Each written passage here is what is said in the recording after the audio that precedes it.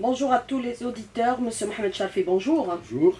Alors nous allons aborder ensemble durant cette émission le référendum pour la révision constitutionnelle, un référendum qui se tiendra le 1er novembre prochain, comme vous les avez eu à l'annoncer à l'issue de votre entretien avec le président de la République. Cette échéance est importante à la fois sur le plan de la symbolique, de la date historique et aussi sur le plan de l'engagement, construire une nouvelle Algérie basée sur la justice, l'équité et l'égalité, en clair un état de droit. Une revendication du peuple exprimée depuis le 22 février. Cette constitution, M. Charfi, c'est l'aboutissement de l'expression populaire et un nouveau départ pour une Algérie nouvelle. Merci beaucoup de nous permettre d'entamer ce débat avec les auditeurs de la Troie nationale. Et je saisis cette occasion donc pour vous remercier vous-même de nous donner cette opportunité de saluer les auditeurs de la Troie nationale en Algérie et notre communauté résidant à l'étranger. Pour répondre à votre question, le 1er novembre, comme vous l'avez souligné, est effectivement chargé d'une grande dimension historique, mais aussi une dimension de gestion du présent, puisqu'il nous permet de nous appuyer sur la grande légitimité, l'immense légitimité de la révolution du 1er novembre pour traiter les problèmes qui rongent la cohésion nationale. Donc le choix du 1er novembre, Monsieur le Président de la République l'a annoncé en filigrane dans ses précédentes déclarations lorsqu'il a insisté sur la dimension novembriste de son projet, lorsqu'il a insisté sur la dimension consensuelle de la révision constitutionnelle. Et quand on insiste sur la dimension consensuelle de la Constitution, cela veut dire qu'on donne en quelque sorte un sens à la démarche d'avenir, puisque ça veut dire qu'il faut à tout prix construire ou reconstruire le consensus national qui est le socle de l'état de droit. Et vous l'avez dit, donc vous avez évoqué vous-même dans votre question l'état de droit.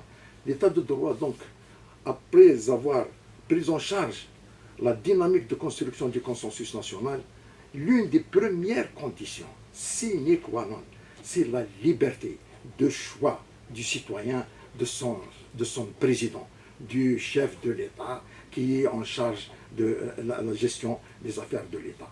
Et cette liberté de choix donne à la fois la légitimité au président de la République pour entreprendre tout ce qui est nécessaire pour la consolidation et la construction du consensus national et de prendre des mesures audacieuses pour provoquer le changement que le peuple attend. Voilà le sens à peu près du choix du 1er novembre, au-delà de la symbolique, puisque nous sommes maintenant, franchement, quand je dis nous sommes, je parle de la génération qui a soit accompagné le Hirak, soit soutenu le Hirak, soit adhéré à la philosophie et à la dynamique du Hirak. Nous sommes tous novembristes. Alors le mouvement populaire est marqué par sa mobilisation pacifique, le changement de la gouvernance. Plus rien ne se fera et ne se décidera sans la consultation du peuple, conformément à l'article 7 de la Constitution. Le peuple est la source de tout pouvoir. Dans l'alinéa 2, la souveraineté nationale appartient exclusivement au peuple. Monsieur Charfi, est-ce qu'on peut considérer que depuis le 22 février, le peuple s'est réapproprié la souveraineté populaire? Je vous remercie. Question, comme toujours, vous avez vous-même, à titre personnel, cette qualité de saisir les questions pertinentes au moment voulu et à l'instant voulu. Le peuple s'est réapproprié la souveraineté. Parce que quand vous prenez le texte créant l'autorité nationale indépendante des élections, qui est un produit net du mouvement pacifique du Hirak, c'était une des revendications les plus claires, les plus nettes, l'exigence d'une autorité nationale indépendante chargée des élections pour pouvoir assurer pérennité du changement, du mouvement de changement qui est demandé. Parce que provoquer le changement et ne pas s'assurer de la continuité, de la pérennité, ça veut dire donc avoir fait juste des retouches et avoir en quelque sorte fait perdre des opportunités aux citoyens. Donc la réappropriation de la souveraineté populaire par le peuple à travers donc le mouvement du Hirak. J'ai même été au-delà de ça. J'ai dit que le peuple a réinventé la démocratie directe.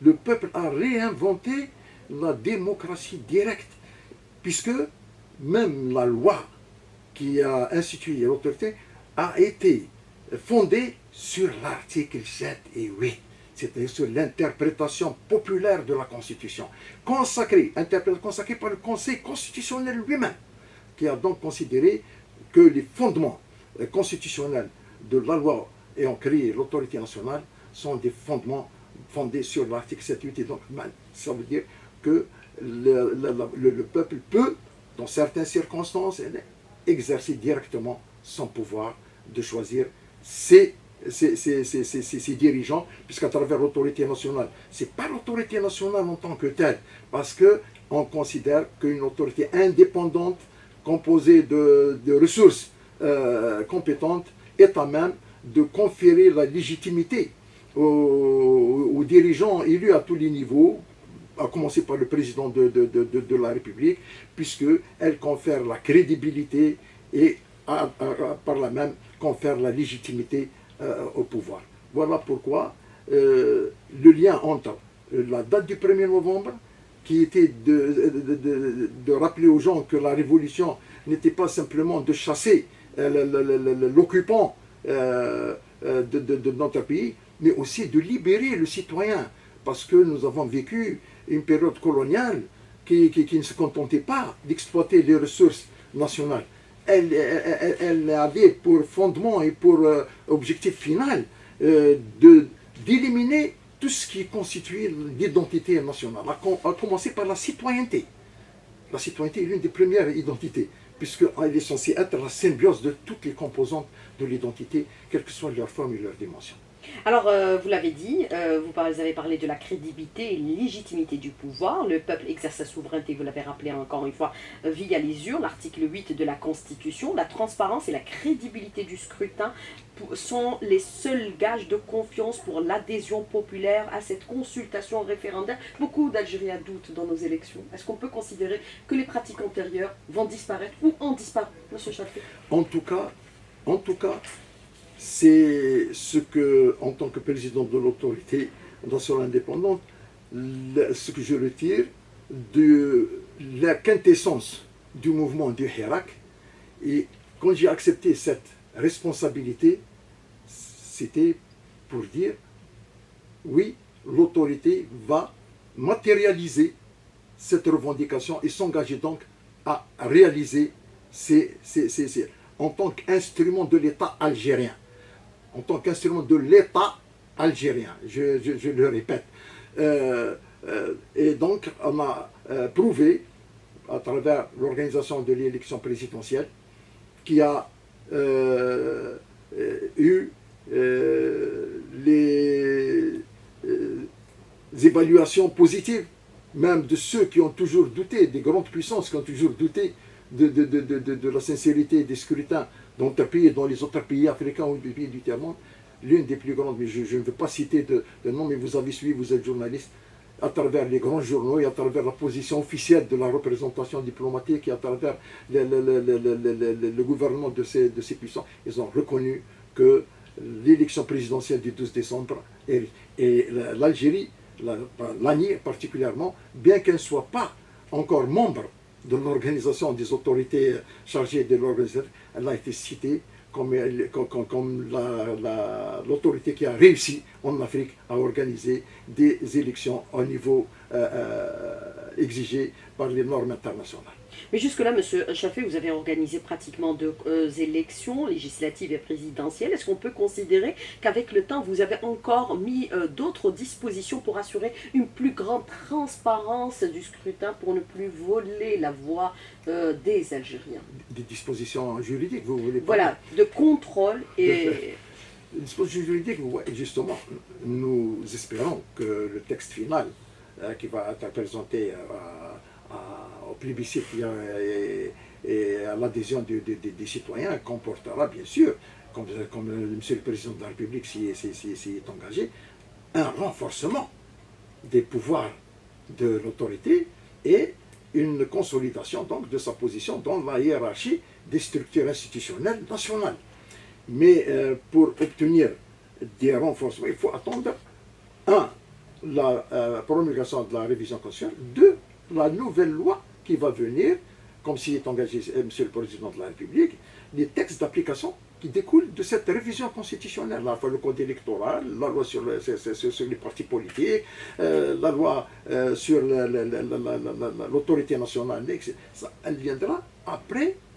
Donc une nouvelle loi organique qui modifiera cette loi.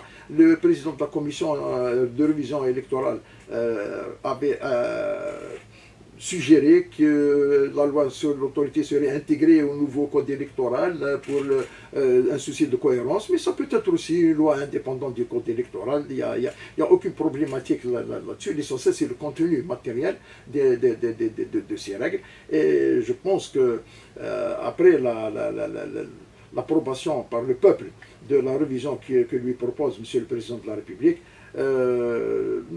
nous obtiendrons des consolidations importantes, tirées à la fois de l'expérience propre que nous avons eue en organisant l'élection présidentielle, puis aussi des études que nous avons faites sur le plan international à travers les différents organes dans les différents pays qui sont réputés pour avoir des élections transparentes et crédibles. Alors, Monsieur Chaffé, moi, je voudrais revenir avec vous sur une déclaration récente que vous avez faite où vous parlez de la mise en place d'une commission gouvernementale pour assister l'autorité électorale lors de cette consultation référendaire. Est-ce que cette commission gouvernementale ne risquerait pas d'hypothéquer l'indépendance totale de l'autorité qui est censée être totalement indépendante du pouvoir exécutif? Je vous remercie de poser cette question très très actuelle, puisque effectivement j'ai annoncé cela comme étant une assistance matérielle. Et j'ai donné même des exemples. J'ai dit que la quintessence de notre responsabilité, c'est de protéger le scrutin, la voix du peuple, le choix du peuple. C'est-à-dire donc protéger l'urne, permettre au peuple de faire un choix éclairé, c'est-à-dire d'être bien informé. Maintenant, les conditions matérielles, par exemple l'isoloir, en quoi l'autorité devient plus indépendante lorsqu'elle va acheter les isoloirs, ou bien lorsqu'elle va apporter à manger à l'encadrement, ou bien si elle va louer des taxis pour permettre aux gens de se déplacer. Ça, c'est des trucs matériels qui, au contraire, diminue l'énergie, rogne de l'énergie de l'autorité pour s'occuper réellement du fond de la problématique, c'est-à-dire l'encadrement des bureaux de vote, le dépouillement, la construction de l'information électorale, son acheminement vers le siège de l'année et le Conseil constitutionnel, leur déclaration des résultats provisoires et définitifs par le Conseil constitutionnel. Tout cela, c'est ça la quintessence. En matière économique, on dit que les entreprises gagneraient à s'occuper du cœur de leur métier, du cœur du métier, donc à externaliser les actions qui ne sont pas directement influentes sur... Eh bien, c'est à peu près une démarche. J'ai toujours rêvé, moi, que l'administration puisse avoir une démarche de management, même si ce n'est pas en termes matériels, mais une démarche de management. Alors, Monsieur Mohamed Charfi, moi je voudrais revenir avec vous sur la dernière question que je vous ai posée dans la première partie de l'invité de la rédaction, à savoir ce que vous avez annoncé récemment, la mise en place d'une commission gouvernementale pour assister l'autorité électorale. Vous avez parlé de cette assistance assistance qui est sur le plan exclusivement logistique, mais quelle que soit aujourd'hui la dépendance de l'autorité au pouvoir exécutif, même sur le plan logistique ou financier, est-ce que ça ne peut pas hypothéquer de façon concrète aujourd'hui son indépendance qui doit être totale et absolue pour rassurer la neutralité du scrutin? Oui, je vous remercie de revenir sur la question, parce qu'effectivement, c'est une démarche qui mérite d'être éclaircie. D'abord, il faut savoir que c'est à la demande du président de l'autorité que ce processus est mis en place. Ensuite, toute succession d'organisations nécessite une passation matérielle, une passation légale, à la fois des prérogatives, des moyens qui étaient dédiés à l'exercer ces prérogatives. La loi le prévoit, la loi organisationnelle le prévoit. Mais elle prévoit aussi que les cadres qui étaient en charge des élections dans l'ancien système, au moment des élections, sont placés sous l'autorité de l'ANI. Ça veut dire quoi, sont placés sous l'autorité de l'ANI? Ça ne veut pas dire qu'ils sont transférés. Ça veut dire que pour permettre à l'ANI de fonctionner de façon harmonieuse, sans attendre que, parce que vous savez, l'encadrement des bureaux de vote nécessite entre 600 000 et 800 000 nominations de cadres. Pour choisir tout ça, je dois bénéficier à la fois d'une partie de l'encadrement qui était en charge de cette élection, de faire les prospections nécessaires, de faire les sélections nécessaires, et tout ça prend à la fois du temps et ne peut pas être effectué avec un amateurisme qui est plus dangereux pour la crédibilité et la sincérité du scrutin que l'isolement institutionnel. Comme je l'ai dit au début, nous sommes une institution de l'État algérien. C'est vrai que nous avons refusé pour l'élection présidentielle, et j'ai refusé tout contact avec les représentants du pouvoir exécutif à l'époque, et on a mis en place des points focaux à travers des cadres de l'administration algérienne, donc, qui ont aidé l'ANI à prendre en charge toutes les questions qui pouvaient se poser dans l'urgence. Donc, bénéficier des moyens actuels qui sont encore entre les mains de l'administration, puisqu'il faut faire un inventaire, vous le savez bien, il faut faire un inventaire. Et alors, on va consacrer peut-être 1 an ou 2 ans à cette opération matérielle, et au détriment de l'exercice par le citoyen de son droit. Donc, le recours à cette externalisation, j'utilise le même terme, à cette externalisation que j'espère consacrer dans la Constitution pour que tous les doutes se soient levés, ou au moins dans la loi, cette externalisation de l'assistance matérielle, ce qu'on appelle l'assistance matérielle, ne peut en aucun cas, c'est comme pour la magistrature. C'est-à-dire, lorsque vous bénéficiez de l'assistance de l'État, ça ne veut pas dire que le juge n'est pas indépendant, quels que soient les degrés de contribution des institutions administratives à l'exercice de ces prérogatives. Mais M. Chafi, pour être clair, pour que les auditeurs puissent nous suivre, est-ce qu'on peut considérer partant de vos propos que l'administration n'interfère d'aucune façon que ce soit dans le processus électoral? Plus jamais. Plus jamais. Je ne peux pas prédire l'avenir. Mais tant que l'autorité, le système installé actuellement, est sur la base des engagements du président de la République élu actuellement, qui a affirmé clairement dans le programme du gouvernement, point 1 du chapitre 1, le renforcement de l'autorité nationale indépendante des élections et son indépendance par rapport au pouvoir exécutif et même législatif, je pense qu'il ne peut jamais y avoir un retour sur cette question. Et je pense que c'est l'engagement et la conviction de tout le monde que cela est dans l'intérêt même du pays. Alors le fichier électoral, totalement transféré à l'autorité? Le fichier électoral n'est pas une chose matérielle, hein, parce que c'est vrai, j'ai entendu dernièrement un cadre dire, voilà le fichier, mais c'est pas un silo qu'on prend d'un bureau. C'est un assainissement permanent. C'est pour ça que la loi prévoit que les fichiers électoraux sont en permanence, parce qu'actuellement, il y a le système des révisions ordinaires et exceptionnelles à l'occasion d'un scrutin, ou ordinaire chaque année.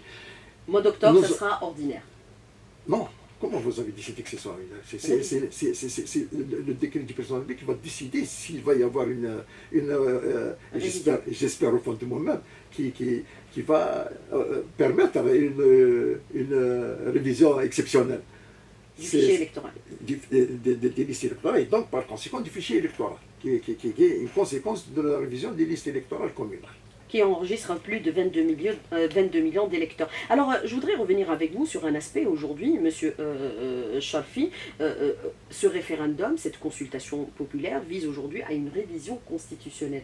La révision constitutionnelle n'a pas pour autant consacré l'état de droit pendant plusieurs années à travers notre pays, puisqu'il y a eu plusieurs consultations électorales pour la révision de la Constitution. Est-ce qu'on peut considérer que la pratique démocratique, c'est un apprentissage et non pas des textes de loi, puisque plusieurs fois on a réformé la Constitution?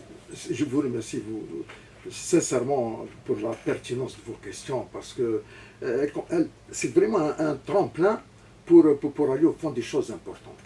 La démocratie, est-ce une pratique? Est-ce des textes? C'est vraiment la clé de voûte de la question. Parce qu'effectivement, on a eu des textes extraordinairement démocratiques. Puisque, au début, c'était une simple transplantation des textes des pays démocratiques. Et surtout d'un pays qui n'a pas été un exemple de démocratie pour nous. C'est une conviction d'abord. La démocratie, c'est une conviction. Parce qu'elle nécessite des sacrifices à la fois des dirigeants, puisque quand vous êtes pour la démocratie, ça veut dire que vous êtes nus. Vous vous dénudez devant le citoyen. La transparence, la traçabilité, la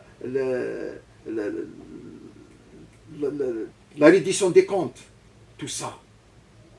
Les responsables, il faut qu'ils soient vraiment convaincus de l'avantage et de la démocratie pour pouvoir s'exposer à tout cela. Accepter la critique, l'avis contraire et rendre des comptes au peuple. La reddition des comptes, c'est ça, rendre des comptes au peuple. Et je vous assure, j'aime pas revenir vers le passé, mais j'ai développé sur le journal Al-Nasr, le 9 février au lendemain du 5 octobre, les 7 axes de l'élaboration et de la construction de l'état de droit. Commencer par le socle, qui est le socle, le consensus national, la liberté de choix du président de la République et des différents représentants. Ensuite, le maintien de la confiance.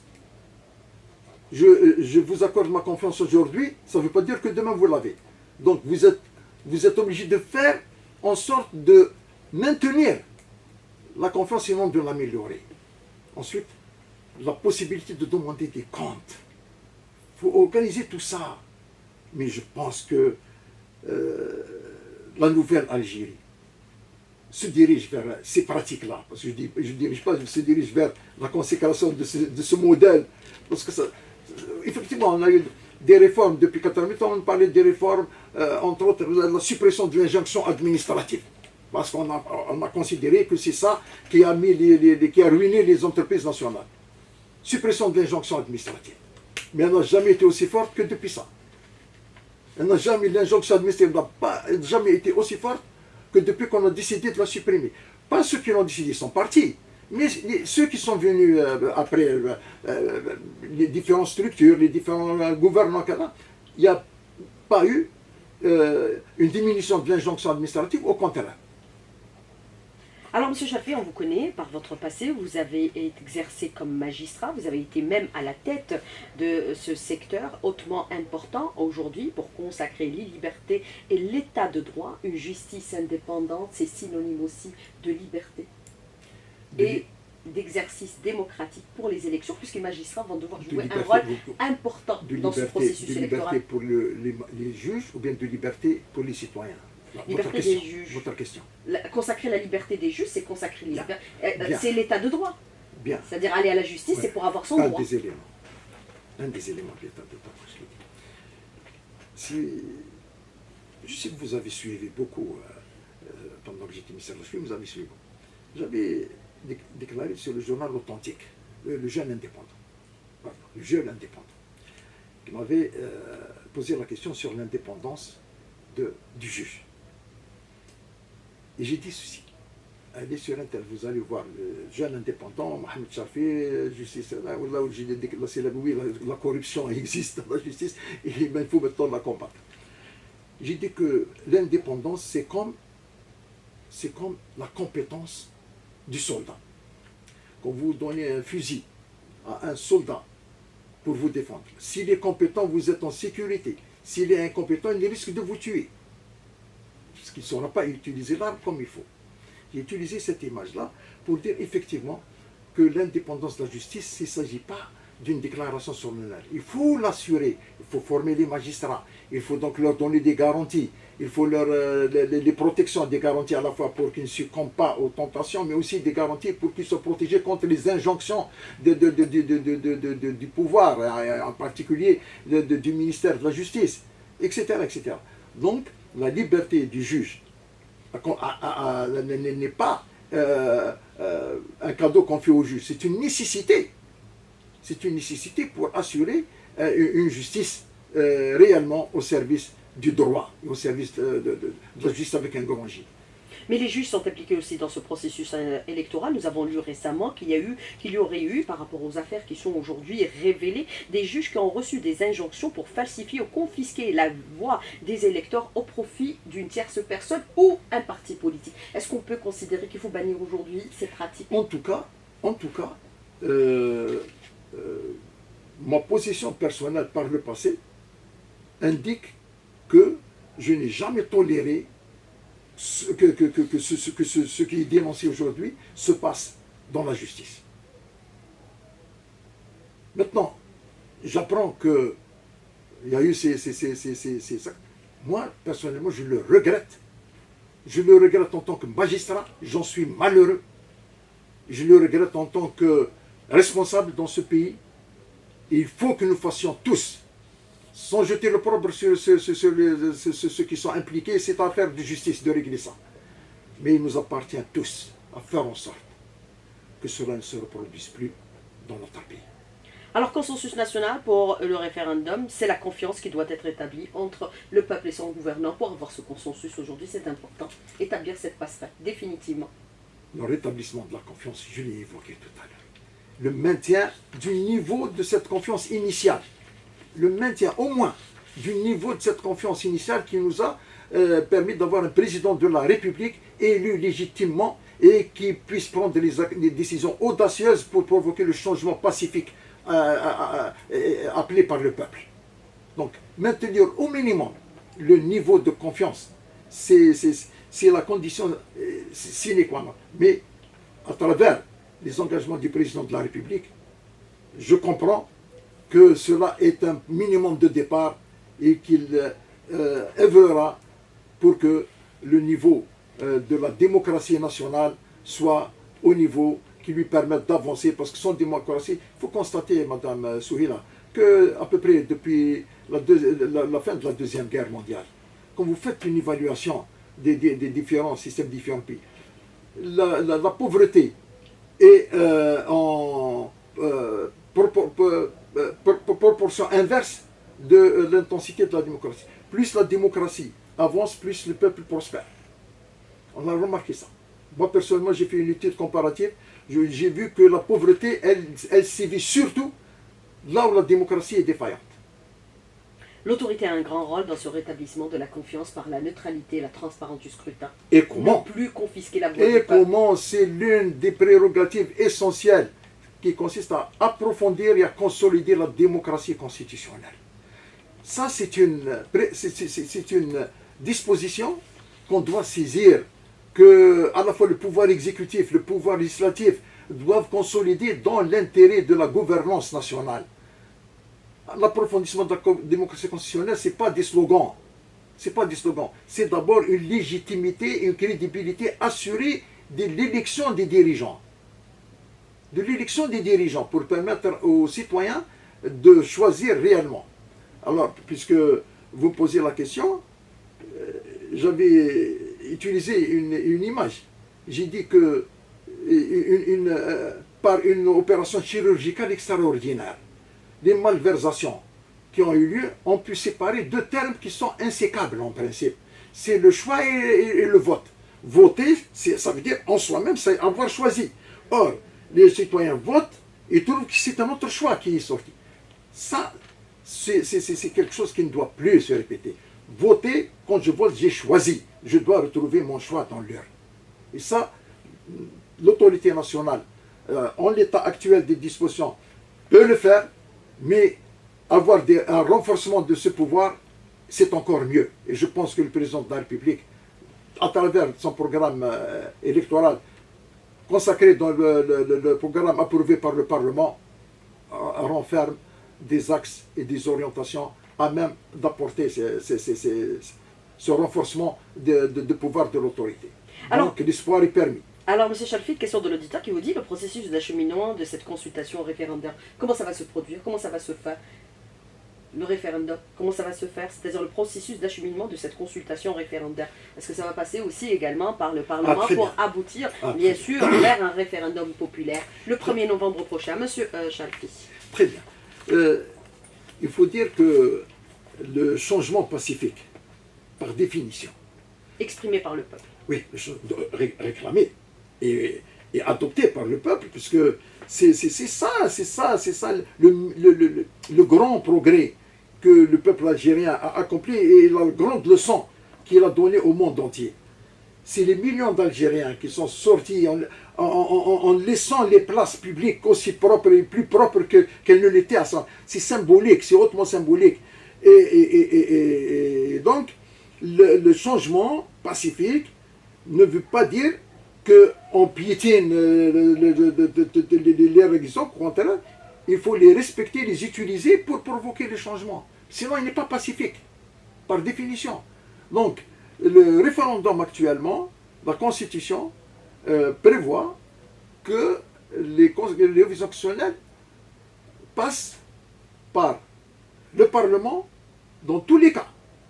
Simplement, le président de la République peut soit recourir au référendum, soit se contenter du Parlement. Mais dans les deux cas, le Parlement est un passage obligé.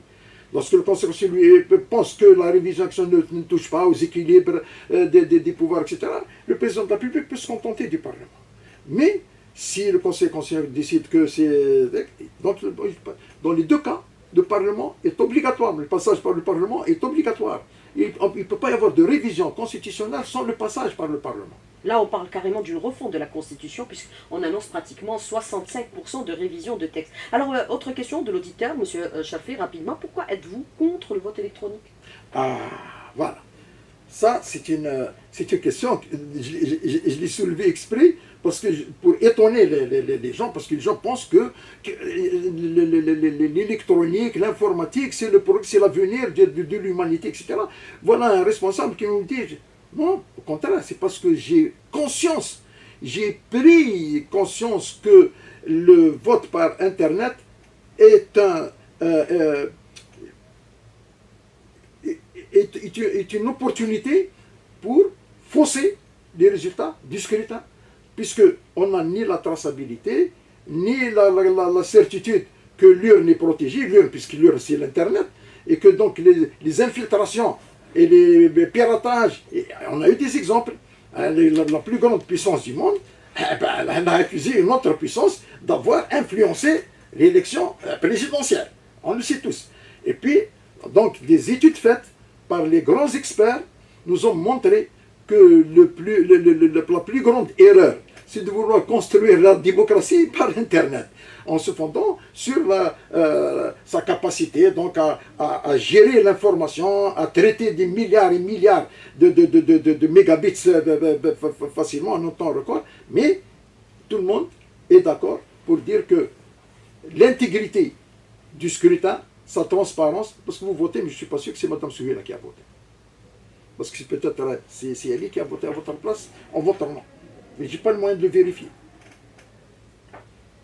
Alors, autre question de l'auditeur qui vous dit, Monsieur Chalfi, puisqu'on parle aujourd'hui de l'indépendance totale et globale de l'autorité indépendante des élections, comment on peut parler d'indépendance quand son président est nommé par le président de la République? Est-ce qu'on pourrait s'acheminer vers le président de l'autorité? Il n'est pas nommé. C'est la question de l'auditeur. Oui, non, je lui réponds. Il n'est pas nommé. Peut-être on confond avec l'instance. L'instance qui existait par le passé. Le président de l'autorité est élu par ses pairs, qui eux-mêmes ont été adoubés lors d'un dialogue national par les partis politiques, par la société civile. D'ailleurs, 45% de la composition de l'autorité sont issus de la société civile. Ce décret qui est sorti après notre installation le 16 septembre, c'était pour que l'État algérien prenne acte de l'installation de cette autorité et qu'elle puisse donc être traitée avec les différentes institutions sur les différents secteurs. Par exemple, le budget, s'il n'y a pas ce donné acte, sur quelle base le ministère des Finances, par exemple, va traiter avec moi pour le budget? Puisque l'élection en soi ne suffit pas. Il faut qu'il y ait une consécration juridique du résultat, etc.